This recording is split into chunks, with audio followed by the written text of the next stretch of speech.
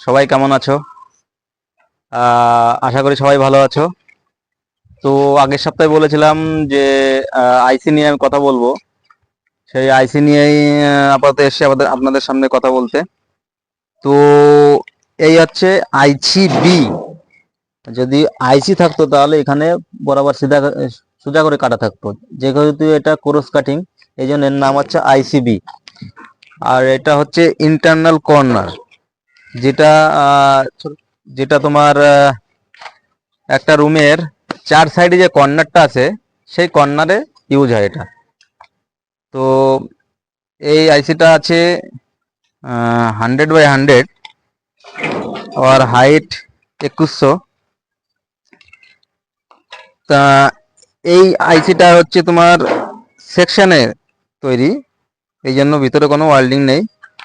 তো দেখতেই পাচ্ছ এখানে নিচের একটা হোল আছে, 200 হোল আছে, ওটা মিলিং আছে।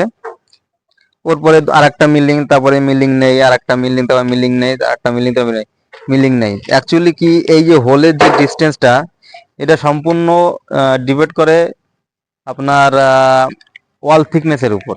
ওয়াল থিকনেস যেমন হবে, আইসি বা কোনো প্যানেলের হোল প্যাটার্ন সব চেঞ্জ হয়ে যাবে, এবং ওয়ালটাইও আলাদা আলাদা হয়ে যাবে।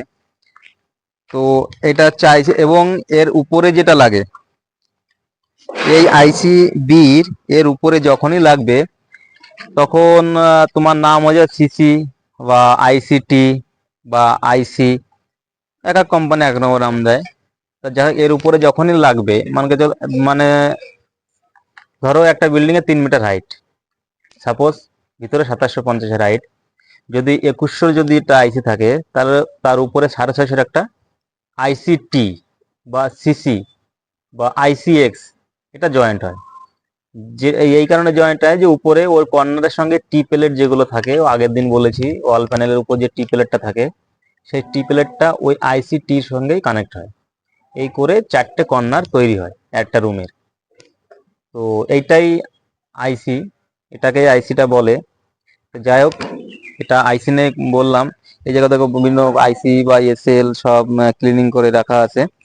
এবং আমাদের নতুন প্রজেক্টের মেটেরিয়াল এটাও হচ্ছে, এখনো মডেলিশন ড্রয়িং আরটা আসেনি, এই কারণে এটা বন্ধ হচ্ছে, খালি ক্লিনিং হচ্ছে।